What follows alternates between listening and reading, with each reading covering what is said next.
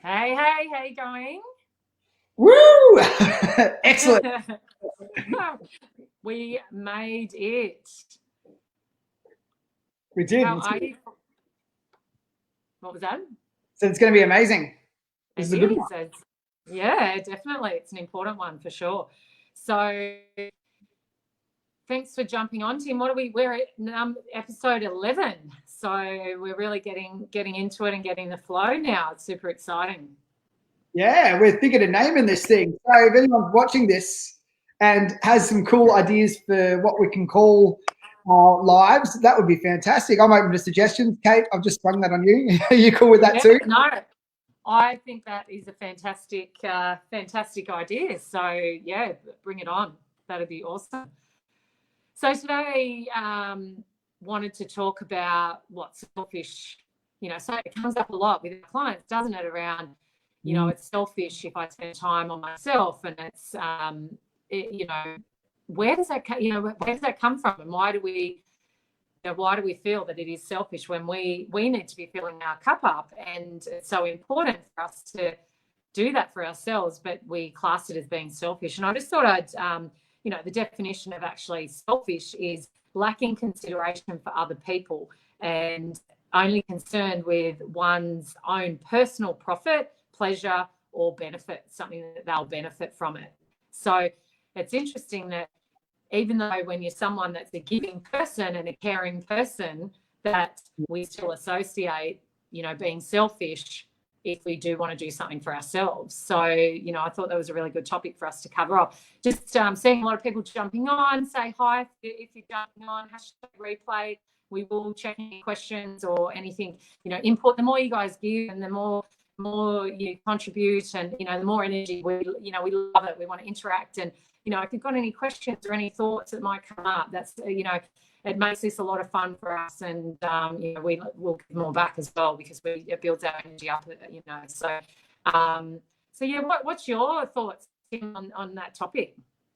It's such a curious concept, right? Because there would have been plenty of times when I was younger that I would have believed that spending time or money or effort, energy into yourself would be selfish, and definitely had my fair share of experience personally where people have said that I'm selfish with some of the behavior that I have. But I also understand that I can't be or do the person, can't be the person I am, and I can't do the things that I need to do for other people without first looking after myself. And we're preaching to the converted tonight, because you and I, we both come from the same tree on this one, right? We definitely believe that you should be looking after yourself, you should be prioritizing that, and it's one of the cool things we get to play with.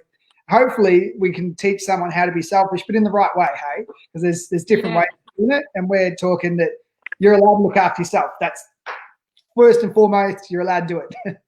Yeah, absolutely. It's I really believed that myself, because people would say it to you, wouldn't they? It's like, oh, that's really selfish if you do that, do that for yourself. And, mums are, a big for that too, aren't they? And fathers, that it is predominantly, if I'm right, I know, you're a father, but predominantly for mothers, they feel that if they are to do something for themselves, that's, they're not a good mum or you're not a good father for doing those things, where really to put that energy and time into yourself, you become a even better person to be able to show up, whether it's in business, whether it's a parent or, mum or dad. It's really a productive thing to be able to do that for yourself. So, that's your experience, with your clients too, aren't they? That mums feel that they can't do that. Yeah, and they're also, I find that they're searching for the right time to be able to do this. So one of the conversations I have on a regular basis, it's finally time, whether sometimes the child is 6 months old, sometimes it's 12 months, sometimes it's 2 years, and in worst case scenario, they're 20, right? Yeah. And they get to the point where, I can finally start looking after myself, right? But it's taken them so long, and then you've got to work so hard to make up that lost ground, especially we start to get older. Some things get a little bit more challenging, especially if it's body transformation that you're after. Then it's going to be a little bit more difficult the older we get, right? There's going to have to be more consistency, more effort, more energy, because you've lost so much ground not looking after yourself previously. Yeah, it's putting all your effort and energy into everybody else. So yeah, and that kind of just came up when you were saying that was also about not only, looking after themselves in, okay, when a child gets to a certain age or whatever it might be, when is the right timing? And it's also about a lot of people, when you become parents, especially, I'm not a parent, but I know so many people that lose their own identity and lose their own, who you as Tim as a person, or the mum is as if I was a mum, Kate as Kate, you lose that identity as a person, and that's because you're putting so much in, and that is being a great mum, but being a great mum too, to be able to fill your own cup up and have your joy and happiness, because that shows your kids being a great role model too, doesn't it? Yeah, and we've got a saying in our house, and that's we're either doing parent mode or we're doing adult mode, right? And you need a good balance of both. A good balance of you going out there and obviously, being mum or dad. And you also need an equally good balance in going, well, I've got to remember that I'm a 30, 40, 50, 60-year-old human being that needs more than just our attention from our children, right? It's really important. We've got to look after them. You've got to feed them. You've got to bring them up right. You've got to do those things, but you definitely need to be doing the adult things for yourself as well, right? And embracing the fact that, you have these adult freedoms that you've worked really hard to, to get to and to achieve in your life. And I think it's important that you take time to do that. Yeah. And also as you're saying, the adult part is, intimacy, and that not only selfish time for your own individually, because I know we've talked about that on other topics where you and Morgan know that Tim needs his Tim time and his time out, and Morgan as well. But you two as a couple, and if your foundations as a couple is not as strong either, then that's you're not filling both of your emotional intimacy cup as well. Then that's a rolling effect too, isn't it? And the kids see that you're not strong as a unity as well. That's right. And it's really easy for the kids just to be in the middle all the time as well. And you can start to lose it. Relationships, no matter on what level or who you are or how well you fit together naturally, you still need to nurture these things, and they take a little bit of work, and you're going to keep putting time, effort, and energy back into it. And what I see a lot is that, couples will bring children into the mix, and so much energy will go either into looking after the kids and dealing with that side of things, or on the other side, so a lot of men in particular, if they're not at home helping out, they'll actually go into that. I've got to go work, as much as I can to bring in the money or whatever, and then I come home and then tired, and they don't want to take over the parenting role, and that's where the conflict can happen. It can be really challenging on that front too. From I guess that that provider role in today's day and age is swapped. It's not always just mum, or it's not always just dad. But it's definitely challenging, especially with dual income households and that sort of stuff, to get that time where you come back in and go, well, all right, we're not going to adult tonight, or we're afraid to ask someone to bake, or but these are things that are important. Oh, absolutely. Individual, together, and family, and also, and something I've been exploring a lot more recently too, and I think we'll do another live on this, is about being playful and having that fun, childlike time as well. And that's another component of bringing that in, because that's filling the cup up. And sometimes actually in the last couple of weeks, I was feeling that I was actually doing that time and trying to have that balance from business and downtime for myself, but I actually was finding that those things that I was doing were, what I thought was filling my cup was actually not, because I loved what I was doing, and I was doing meditation and doing these things. They were great components, but they weren't actually giving me the joy and happiness and filling my cup up in that aspect as well. So it's, doing that fun and playful things to laugh and, do those types of, and if it's adventure or whatever it might be in your world, and even just doing little things like, I bought a like a find a word thing, just something that you can, it's a bit of fun and a bit of, something different that you do in your normal life, just taking that 5 minutes out. Yeah, and I think play is definitely underrated in the modern world, because it's the easiest thing to not do, right? Don't act like a kid. Don't be a child. Yeah. I'm lucky because I get that comment all the time, and I don't care. But most people, most people will respond to that. You know, they won't do things because they don't want to go into that childlike behavior. But childlike play is part of life. You know, we were talking just before. I'm super excited. I'm extra pumped today because we signed the deal to get our mini basketball court set up in the backyard, which is one of my happy places. And with the restrictions and stuff in Melbourne at the moment, we're not allowed to go out and play. So I get to do that, and it's something that we've been working hard for. But it's it's my ability to then play. And then I was talking to Morgan today. We're going to be out playing with the kids more because I like to shoot around, and it's heaps better than talking about whatever the newest Roblox thing is on the iPad that I don't understand. You know, so I'm all for that. So they play with the kids, but you're finding a way to bring the family to play together, and you enjoying that and being the big kid. You know, just because we're an adult, we don't have to. I think we just conform sometimes, don't we? And I've caught into that as well. Like, I was talking to a lady this morning, one of my clients, an old client. She was passing by, and just talking about, I've been in my career for such a long time, and I used to always get my hair done in crazy colours, fun colours. And then I went into this career, and I decided to make these choices of not actually doing that because it wouldn't be accepted in the corporate world, and in business, like I just had continued that on that. I can't show that fun side of me, or that having that choice to do those things, but I'm being a bit more playful and fun. Because we're grown up adults. I'm in my 40s. Like, why can't I play like that? Like it's So I think sometimes we just let society, what you should be like or shouldn't be doing, or what you can and can't do. Which we've got to remember we don't have to be like that. Definitely. So wait, does that mean that next week we're born with different coloured hair? Is that the plan? Maybe. Maybe. Maybe. I hope so.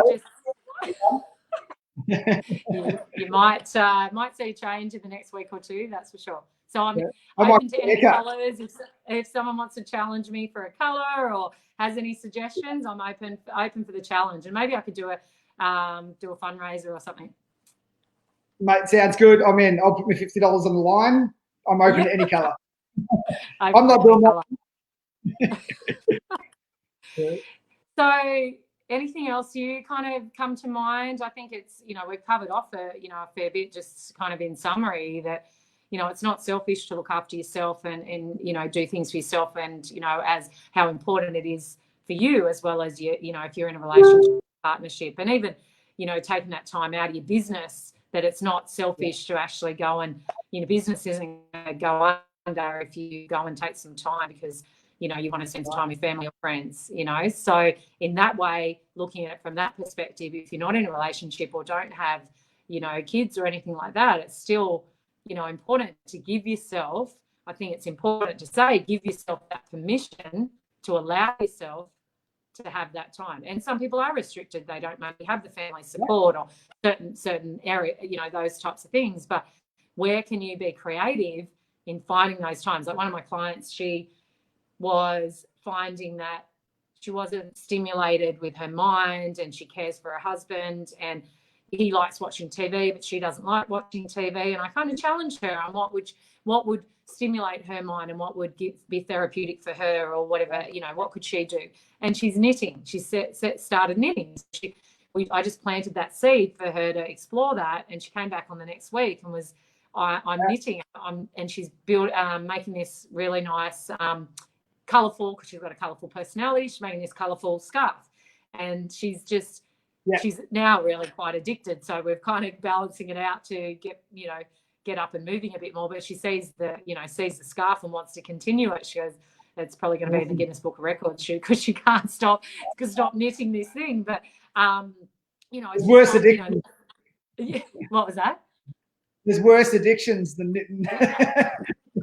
So she says she doesn't even actually listen to what's actually on TV because that doesn't, interest her, and her, her husband likes, and she's a carer for him, so that's something he likes to sit, and it's therapeutic for him, and so it was a win-win. They're still there, connected as a couple, and it's a meditative state for her to actually do that. So it's a win-win. So it's being creative. She hadn't thought about doing that for such a long time. And, it started to, and it's really made her week, you know, and her day. So it's something she really looks forward to. So simple things like that. So anything else come up for you that you want to finish off? Any wise wisdom thoughts before we finish?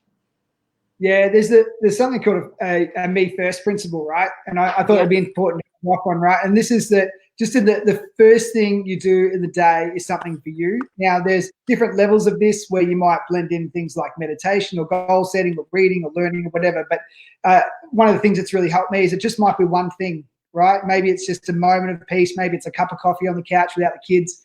Maybe it's a little walk that you do. It doesn't matter, but just something little for you that you'll start the day with.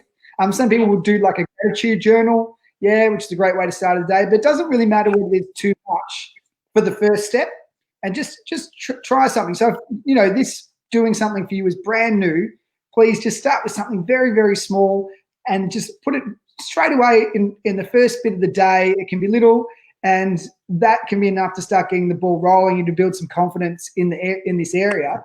And then that'll change your life, because you then start to own the direction and you stop becoming a victim of your day-to-day life, and you become the victor and you own your scenario. And that is really, really powerful in itself. Oh, absolutely. So, and I'm glad you finished off with that, because it is taking that control back, isn't it? And not being the victim. And it's, super powerful. Having a shower, first thing, or listening to some tunes, your favorite song, if songs are 3 minutes, play your favorite tune, crank her up, and have it playing, and that's just your little bit of time. Even if you're on the toilet, whatever that is, just give it to yourselves, because you deserve it, and it will change your life. Yeah. So this is crazy bit of advice, but 3 safe places for parents. Number 1 is the toilet. It's relatively safe. Number 2 is in a shower. Again, relatively safe. Number 3 is just in the car out the front. So before you come home and you come through the door, just stop for a minute, or leave a little bit earlier, or just sit in the car for a minute and have your cuppa or have your coffee in the car. Await that moment of silence. Trust me, that'll change your life. It'll change your life. And then that will make a better decision maker across the day. It separates work and life and home and all that sort of stuff. So, Which I'm just making a note of that. I think that's another good topic of, for the work, people coming home from working days and all that kind of stuff, of how you can actually not bring that work life or how people can connect, when they've both got busy lives, and understanding each other. I think that'd be a really good topic for us to cover off, because that, as you're saying, just before you come in, you're changing that state, whether it's a song, you just go, all right, I'm going to work, done, that I'm leaving that, my energy's there, and now, it's my family time, and that, connection, and, how do you lead? Because some people can't separate it. So it can be really challenging. And I think it's also really important, Kate, you and I have worked out a home office for a long time, right? You get used to that sort of scenario and able to distinguish where's the office and where's the home. But for those who, have just been thrown into lockdown and are stuck with the whole COVID situation, then this is a skill set that you're going to have to learn, and it can be quite challenging, right? Because sometimes you can be sitting here, like in this room, and you can hear what's going on in the other room, and that the version of you might want to be or over there, and you're not present here. So I reckon that's a great thing to talk about, because we can talk about how potentially we distinguish between the two while we're in here, and some of that is in the workspace, but that's just a lingering hook for our next episode, I reckon. I reckon. Yeah, that one's next week. So I think it's a really important, important topic, and we got both experienced it, as you said. And from the corporate world as well, coming home into that relationship and disconnecting and stuff like that. I think, we can tie all that in together. Yeah. Thank you so much, Tim, for another awesome, awesome conversation, and awesome feedback. I hope you all got some, a lot of value out of it. Please, give us your feedback and your thoughts, any topics you want to cover off, anything you're being challenged with in life or business or your health, whatever that might be. We're open to suggestions and topics. And as Tim asked earlier on, if you're creative and like to help us with name for this series, we'd love to hear what that would be. So we're going to catch you next week on Tim's page at 8 p.m. Wednesday next week. So have an awesome rest of your night, and next week, catch you then. Thanks for having me, guys. See ya. Thanks, mate.